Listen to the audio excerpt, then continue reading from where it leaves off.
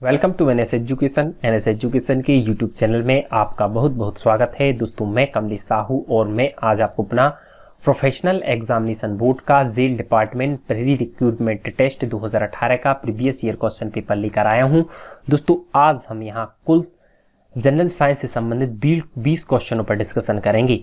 साथ ही साथ हर क्वेश्चन से रिलेटेड इंपोर्टेंट फैक्ट जो कि आगामी एग्जाम में पूछे जा सकते हैं या पूछे गए हैं, उन पर भी डिस्कशन करेंगे।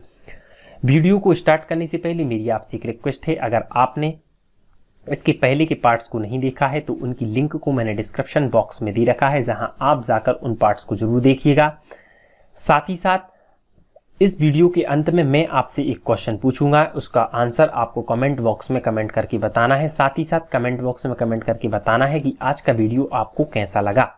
चलिए आज के जनरल साइंस के क्वेश्चन को स्टार्ट करते हैं। और आज का हमारा पहला जनरल साइंस का क्वेश्चन है, आपको बताना है जब हम एक पानी से भरी बाल्टी को उठाते हैं तो वस्तु पर कार्यरत बल होता है। तो दोस्तों, आपको याद रखना है कि जब हम एक पानी से भरी बाल्टी को उठाते हैं तो उस पर कार्यरत बल होता है, जिसे हम मस्कुलर फोर्स अर्थात पेशीय बल कहते हैं। इस प्रकार इसका राइट आंसर हमारा सेकंड ऑप्शन होगा। दोस्तों, आपको याद रखना है हमारा फर्स्ट ऑप्शन घर्षण बल है। तो आपको याद रखना है कि पैर और जमीन के मध्य घर्षण बल के कारण ही हम पृथ्वी पर चल पाते हैं। अगर पैर और जमीन के मध्य घर्षण बल नहीं होता तो हम पृथ्वी पर नहीं चल पाते।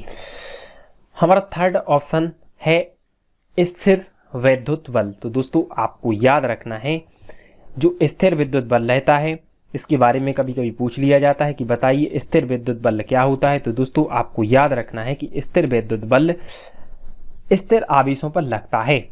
वहीं हमारा फोर्थ ऑप्शन है चुंबकीय बल। तो दोस्तों, आपको याद रखना है चुंबकीय बल केवल गतिमान आवेशों पर लगता है। बढ़ते हैं दूसरे क्वेश्चन की ओर। और आज का हमारा दूसरा क्वेश्चन, आपको बताना है निम्नलिखित में से कौन सी बीमारी एक अप्रत्यक्ष रोग है। तो दोस्तों, आपको याद रखना है इसका राइट आंसर हमारा थर्ड ऑप्शन है मलेरिया। एक प्रकार की वेक्टर बॉर्न डिसीज है, जिसे हम अप्रत्यक्ष रोग भी बोलते हैं। दोस्तों, आपको याद रखना है कभी कभी व्यापम तथा रेलवे एवं अदर एग्जाम में सीधे क्वेश्चन पूछ लिए जाते हैं कि बताइए यह बीमारी किसके द्वारा होती है। तो मैं आपको सबसे पहले वायरस के बारे में बता दे रहा हूं। दोस्तों, वायरस से संबंधित होने वाली कुछ बीमारियों को आपको याद रखना है। वायरस के द्वारा चेचक, जुकाम, इन्फ्लुएंजा, खसरा, मस्तिष्क ज्वर, पोलियो, एड्स, रेबीज, गलसुआ, ये सभी हमारे वायरस के द्वारा होते हैं। वहीं हमें आपको याद रखना है बैक्टीरिया के द्वारा कुछ बीमारियां टेटनस, हैजा, टाइफाइड, तपेदिक, डिप्थीरिया, फ्लैग, निमोनिया, कुष्ठ रोग तथा क्षय रोग, ये सभी बैक्टीरिया के द्वारा होती हैं। अगर इसी क्वेश्चन में पूछ लिया जाता है बताइए मलेरिया किसके द्वारा होता है, तो दोस्तों आपको याद रखना है कि मलेरिया प्रोटोजोआ के द्वारा होता है। प्रोटोजोआ के द्वारा होने वाली कुछ अन्य बीमारी मैं आपको बता रहा हूं। मलेरिया, पायरिया, सोने की बीमारी, पेचिस तथा कालाजार, ये सभी हमारी प्रोटोजोआ के द्वारा होती हैं। कभी कभी फंगस तथा फफूंद के द्वारा होने वाली बीमारी को भी आपको याद रखना है। दमा, दाद, खाज, एथलीट फुट तथा गंजापन, ये सभी हमारी फफूंद के द्वारा होती हैं। दोस्तों, आपको याद रखना है हमारा फोर्थ ऑप्शन तपेदिक या ट्यूबरक्लोसिस है। तो दोस्तों, आपको याद रखना है कि प्रत्येक वर्ष 24 मार्च को ट्यूबरक्लोसिस डे अर्थात वर्ल्ड विश्व टीबी दिवस मनाया जाता है। बढ़ते हैं अगले क्वेश्चन की ओर। और आज का हमारा तीसरा क्वेश्चन है निम्नलिखित में से किन संरचनाओं के पास अगली पीढ़ी के लिए जानकारी है। तो दोस्तों, आपको याद रखना है कि अगली पीढ़ी की जानकारी को हम डीएनए के द्वारा प्राप्त कर सकते हैं। इस प्रकार इसका राइट आंसर डीएनए है, जिसके द्वारा हम संरचनाओं के पास अगली पीढ़ी के लिए जानकारी होती है। चूंकि इसका राइट आंसर हमारा डीएनए, अतः सबसे पहले मैं आपको बता दूं कि आनुवांशिकी का पिता ग्रेगर मेंडल को कहा जाता है। आनुवांशिक लक्षणों के पीढ़ी दर पीढ़ी संचरण की विधियों तथा कारणों के अध्ययन को आनुवांशिकी कहा जाता है। मैं आपको पुनः बता दे रहा हूं, कभी कभी पूछ लिया जाता है कि बताइए आनुवांशिकी का पिता किसे कहा जाता है। तो दोस्तों, आपको याद रखना है आनुवांशिकी का पिता ग्रेगर मेंडल को कहा जाता है।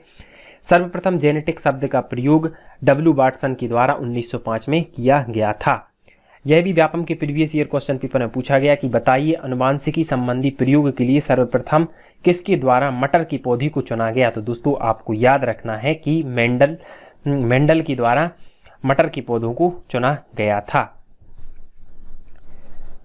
दोस्तों, आपको याद रखना है, चूंकि इस क्वेश्चन में इससे संबंधित बहुत से क्वेश्चन एग्जाम में रिपीट हुए हैं, अतः मैं आपको कुछ और बता दे रहा हूं। अगर आपसे पूछ लिया जाए कि बताइए स्त्रियों के लिंग युग्म के लिए कौन सा चिन्ह होता है, तो दोस्तों आपको याद रखना है कि जब XX चिन्ह मिलते हैं तो स्त्रियों की लिंग का निर्धारण होता है, जबकि पुरुष में XY चिन्हों के द्वारा प्रदर्शित होता है।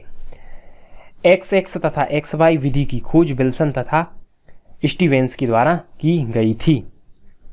चूंकि इस क्वेश्चन में आपसे अंगली पीढ़ी के बारे में पूछा गया है, अतः दोस्तों आपको याद रखना है कि प्रयोगशाला में सर्वप्रथम DNA का संश्लेषण हरगोविंद खुराना के द्वारा किया गया था। इस प्रकार इससे संबंधित जितने भी इंपोर्टेंट फैक्ट थे वो मैंने आपको बता दिए। बढ़ते हैं अगले क्वेश्चन की ओर, और आज का हमारा अगला क्वेश्चन जो कि चौथा क्वेश्चन है, आपको बताना है मजबूत और गैर लचीले संयोजी ऊतक खलिस्तान हैं। तो दोस्तों आपको याद रखना है कि मजबूत और गैर लचीले ऊतक अर्थात नॉन फ्लेक्सिबल कनेक्टिव टिश्यू, हमारा राइट आंसर बोन अर्थात हड्डियां हैं जो कि मजबूत और गैर लचीला संयोजी ऊतक होती हैं। बढ़ते हैं पांचवें क्वेश्चन की ओर, और आज का हमारा पांचवा क्वेश्चन है, आपको बताना है एक खेती योग्य क्षेत्र में अवांछित पौधा है। यह पोषक तत्वों, आश्रय और सूरज की रोशनी के लिए मुख्य फसल के साथ प्रतिस्पर्धा करता है। इसे हम क्या कहते हैं, तो दोस्तों आपको याद रखना है इसके लिए हम खरपतवार अर्थात वीड बोलते हैं। इस प्रकार इसका राइट आंसर हमारा फर्स्ट ऑप्शन होगा। बढ़ते हैं अगले क्वेश्चन की ओर जो कि हमारा छठवां क्वेश्चन तथा मैथमेटिकल कैलकुलेशन से संबंधित है और मूल से संबंधित है। तो दोस्तों आपको बताना है हीलियम की 16 ग्राम परमाणुओं की संख्या की गणना कीजिए।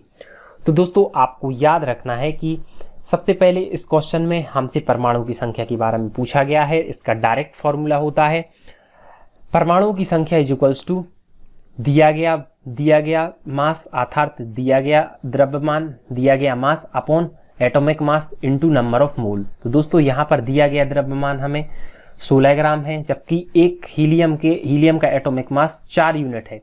तो आपको याद रखना है कि दिया गया द्रव्यमान 16 है, इसको हम 4 से डिवाइड करेंगे तो 16/4 इक्वल्स टू 4 आ जाएगा, जबकि एक मोल में परमाणु की संख्या 6.02 इंटू 10⁻23 रहती है। जब उसका हम 4 में मल्टीप्लाई करेंगे तो 6 × 4 इज इक्वल्स टू 24। तो इस प्रकार राइट आंसर हमारा फर्स्ट ऑप्शन होगा। इस प्रकार हम कह सकते हैं कि हीलियम के 16 ग्राम में परमाणु की संख्या 24.09 इंटू 10⁻23 है। कभी कभी व्यापम के प्रीवियस ईयर क्वेश्चन पेपर में पूछ लिया जाता है बताइए एक मोल में परमाणु की संख्या कितनी होती है। तो दोस्तों आपको याद रखना है हमारा सेकंड ऑप्शन इसका राइट आंसर होता है। एक मोल में परमाणु की संख्या 6.022 इंटू 10⁻23 होती है, जिसे हम एवोगैड्रो नंबर अर्थात AN के द्वारा रिप्रेजेंट करते हैं। मैं आपको इस क्वेश्चन को एक बार पुनः बता दे रहा हूं। यहां पर हमें परमाणु की संख्या ज्ञात करनी है। तो दोस्तों यहां पर परमाणु की संख्या ज्ञात करने के लिए हमें दिया गया भार में हम उसके यूनिट वेट से डिवाइड करेंगे। चूंकि यहां पर दिया गया भार 16 ग्राम है तथा इसका एटॉमिक मास 4 ग्राम है। जब हम 16 को 4 से डिवाइड करेंगे तो यहां से हमें 4 मिलेगा। आपको याद रखना है कि एक मोल में परमाणु की संख्या 6.02 रहती है। इस प्रकार 4 मोल में परमाणु की संख्या को हम 4 से मल्टीप्लाई कर देंगे और इस प्रकार हमारा राइट आंसर हमारा फर्स्ट ऑप्शन हो जाएगा। बढ़ते हैं अगले क्वेश्चन की ओर, और हमारा अगला क्वेश्चन आपको बताना है एक परमाणु की नाभिक की खोज किनके द्वारा की गई थी। तो दोस्तों आपको याद रखना है कि एक परमाणु की नाभिक की खोज रदरफोर्ड का स्वर्ण पन्नी प्रयोग के द्वारा की गई थी। इस प्रकार इसका राइट आंसर हमारा थर्ड ऑप्शन है। दोस्तों आपको याद रखना है कि रदरफोर्ड का स्वर्ण पन्नी प्रयोग 1911 में रदरफोर्ड के द्वारा किया गया था। दोस्तों ये प्रोटॉन की खोज करने के लिए एक एक्सपेरिमेंट किया गया था, किंतु इन्होंने न्यूक्लियस में फिर बाद में स्टडी की थी अर्थात नाभिक के बारे में खोज दिया था। दोस्तों आपको याद रखना है कि परमाणु के 3 अवयव रहते हैं जो क्रमशः इलेक्ट्रॉन, प्रोटॉन तथा न्यूट्रॉन होता है। परमाणु के नाभिक में क्रमशः न्यूट्रॉन तथा प्रोटॉन होते हैं, जबकि इलेक्ट्रॉन इनके चारों ओर चक्कर लगाते हैं। दोस्तों आपको याद रखना है जी थॉमसन के द्वारा इलेक्ट्रॉन की खोज की गई थी। मैं आपको पुनः बता दे रहा हूं, जी थॉमसन के द्वारा इलेक्ट्रॉन की खोज की गई थी। आपको याद रखना है नाभिक की खोज रदरफोर्ड के द्वारा की गई थी, जबकि प्रोटॉन की खोज को गोल्ड आइंस्टीन के द्वारा खोजा गया था। अगर आपसे पूछ लिया जाए कि बताइए गोल्डस्टीन के द्वारा किसकी खोज की गई थी, तो गोल्डस्टीन के द्वारा प्रोटॉन की खोज की गई थी, जबकि जेम्स चैडविक के द्वारा 1932 में न्यूट्रॉन की खोज की गई थी। इस प्रकार इससे संबंधित जितने भी इंपोर्टेंट फैक्ट थे वो मैंने आपको बता दिए। दोस्तों आपको याद रखना है कि इलेक्ट्रॉन पर हमेशा नेगेटिव चार्ज रहता है, जबकि प्रोटॉन पर पॉजिटिव चार्ज रहता है तथा न्यूट्रॉन पर कोई भी आवेश नहीं होता। बढ़ते हैं अगले क्वेश्चन की ओर और हमारा अगला क्वेश्चन जो कि 8वां क्वेश्चन है, आपको बताना है जंग का रासायनिक सूत्र क्या है। तो दोस्तों आपको याद रखना है जंग का रासायनिक सूत्र हमारा फोर्थ ऑप्शन Fe2O3 है। इस प्रकार इसका राइट आंसर हमारा फोर्थ ऑप्शन होगा। जंग एक प्रकार का रासायनिक परिवर्तन का उदाहरण है। कभी कभी यह भी व्यापम के एग्जाम में पूछा गया है कि बताइए लोहे पर जंग लगना किसका एग्जाम्पल है, भौतिक परिवर्तन, रासायनिक परिवर्तन। तो दोस्तों आपको याद रखना है कि लोहे पर जंग लगना एक रासायनिक परिवर्तन का उदाहरण है। बढ़ते हैं 9वें क्वेश्चन की ओर और आज का हमारा 9वां क्वेश्चन है, आपको बताना है एक माचिस की डिब्बियों की लंबाई मीटर के पैमाने पर रख कर मापी जाती है। यदि एक सिरा 25.7 सेंटीमीटर और दूसरा 29.2 सेंटीमीटर हो तो माचिस की डिब्बियों की वास्तविक लंबाई क्या होगी। तो दोस्तों यहाँ हम बड़ी वैल्यू में से छोटी वैल्यू को घटा देंगे। अगर हम 29.2 में से 25.7 को हम माइनस करेंगे, सब्सट्रैक्ट करेंगे तो हमारा राइट आंसर 3.5 होगा, जो कि इसकी वास्तविक लंबाई होगी। बढ़ते हैं अगले क्वेश्चन की ओर और अगला क्वेश्चन आपको बताना है खोखली ईंटों से बनी बाहरी दीवारों वाले घर हवा को फंसाते हैं और गर्मियों में कमरों को ठंडा रखते हैं। इस प्रकार इसका राइट आंसर हमारा सेकंड ऑप्शन होगा। बढ़ते हैं 11वें क्वेश्चन की ओर और हमारा 11वां क्वेश्चन आपको बताना है यदि एक वस्तु समतल दर्पण के सामने 10 सेंटीमीटर की दूरी पर रखी जाती है तो निर्मित प्रतिबिंब होगा। तो दोस्तों आपको याद रखना है कि समतल दर्पण के सामने रखी वस्तु का प्रतिबिंब दर्पण के पीछे 10 सेंटीमीटर पीछे होगा। इस प्रकार इसका राइट आंसर हमारा फोर्थ ऑप्शन होगा। चूंकि इस क्वेश्चन में समतल दर्पण के बारे में पूछा गया है तो दोस्तों आपको याद रखना है कि समतल दर्पण से बनने वाले प्रतिबिंब आभासी अर्थात वर्चुअल होता है। बढ़ते हैं अगले क्वेश्चन की ओर और हमारा अगला क्वेश्चन जो कि 12वां क्वेश्चन है, आपको बताना है खमीर का उपयोग एल्कोहल और वाइन के व्यावसायिक उत्पादन के लिए किया जाता है, सूक्ष्म जीवों की किस श्रेणी से यह संबंध रखता है। तो दोस्तों आपको याद रखना है फंगी अर्थात फर्स्ट ऑप्शन इसका राइट आंसर है। अर्थात कवक के द्वारा ही, इनकी माइक्रो ऑर्गेनिज्म के द्वारा ही एल्कोहल तथा वाइन के व्यावसायिक उत्पादन के लिए किया जाता है। बढ़ते हैं 13वें क्वेश्चन की ओर और आज का हमारा 13वां क्वेश्चन है, आपको बताना है एक विद्युत घंटी को एक वेल जार के अंदर रखा गया तो हवा बंद है, जो हवा बंद है। अर्थात एक हमने घंटी को लिया और उसको एक वेल जार के अंदर रख दिया है और उसमें हवा बंद है। यदि घंटी बज रही है तो वायु को धीरे धीरे एक निर्वात पंप की मदद से हटा दिया जाता है तो क्या होगा। तो दोस्तों आपको याद रखना है इसका राइट आंसर हमारा फर्स्ट ऑप्शन होगा। हवा स्तंभ के कंपन का आयाम घटता है। इस प्रकार इसका राइट आंसर हमारा फर्स्ट ऑप्शन होगा।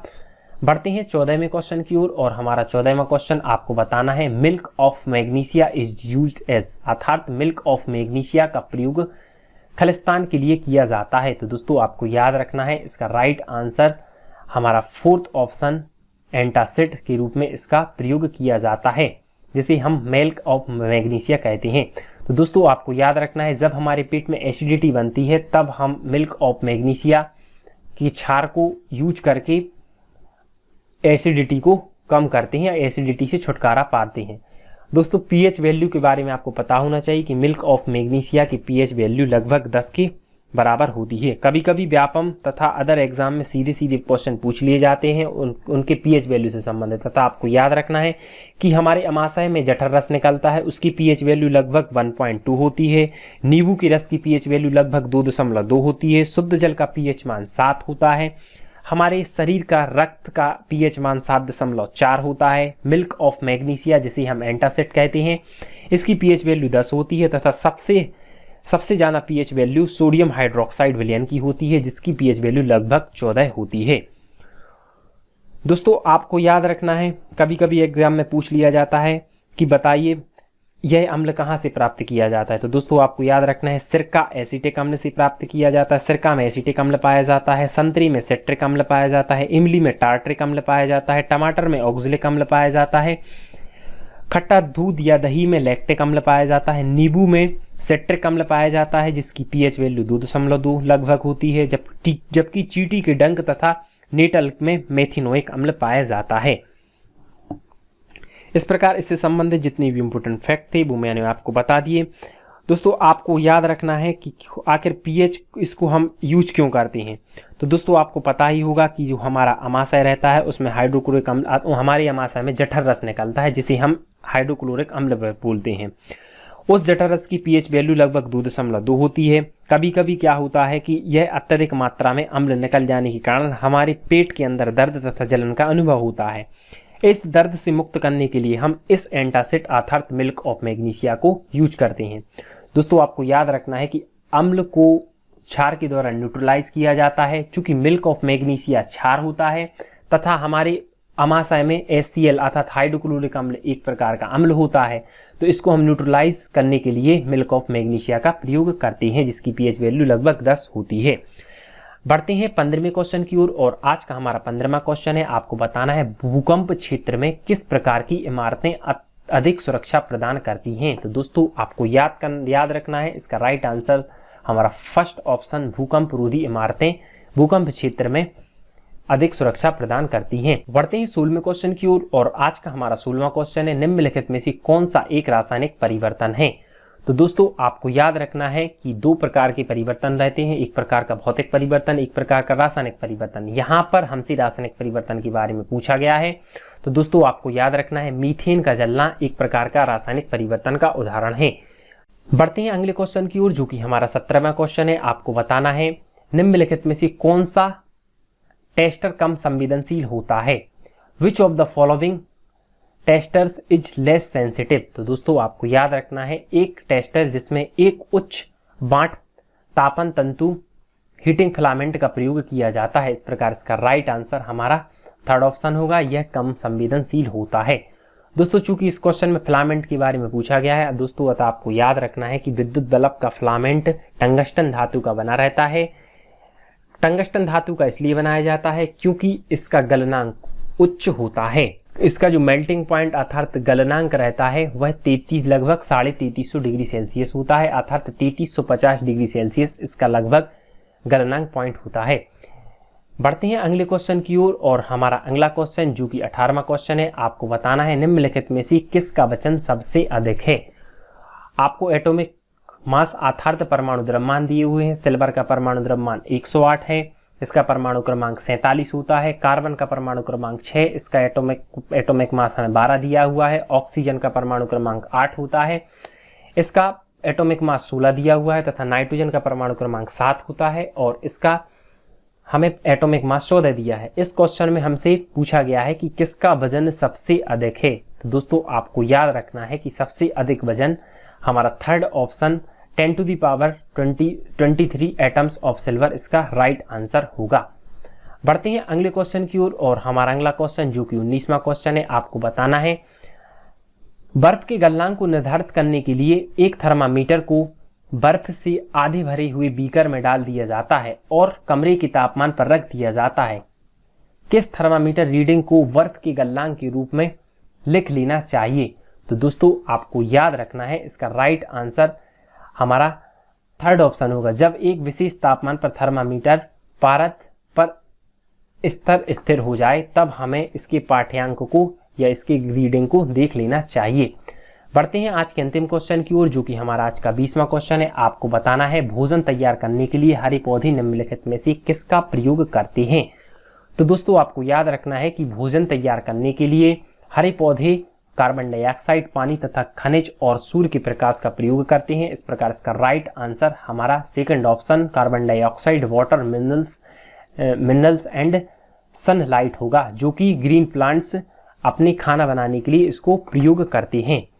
दोस्तों आपको याद रखना है कभी कभी व्यापम के प्रीवियस ईयर क्वेश्चन पेपर में पूछ लिया जाता है कि बताइए पौधों द्वारा भोजन बनाने में किस प्रकार की प्रक्रिया है। तो दोस्तों आपको याद रखना है कि इसमें जो पोषक तत्व रहते हैं वह सरल कार्बनिक पदार्थों से जटिल कार्बनिक पदार्थों में कन्वर्ट होते हैं, जबकि हमारे शरीर में इसका अपोजिट होता है। जो हमारे शरीर में रहता है वह जटिल कार्बनिक पदार्थ सरल कार्बनिक पदार्थों में कन्वर्ट हो जाते हैं। दोस्तों इस प्रकार आज के हमारे 20 क्वेश्चनों का डिस्कशन यहीं पर समाप्त होता है। अब मैं आपसे क्वेश्चन ऑफ डे आज के क्वेश्चन एक पूछ लेता हूं, जिसका आंसर आपको कमेंट बॉक्स में कमेंट करके बताना है। आपको बताना है निम्नलिखित में से कौन सा बल हमेशा आकर्षक होता है। Which of the following force is always attractive. तो दोस्तों आपको इसका राइट आंसर कमेंट बॉक्स में कमेंट करके बताना है।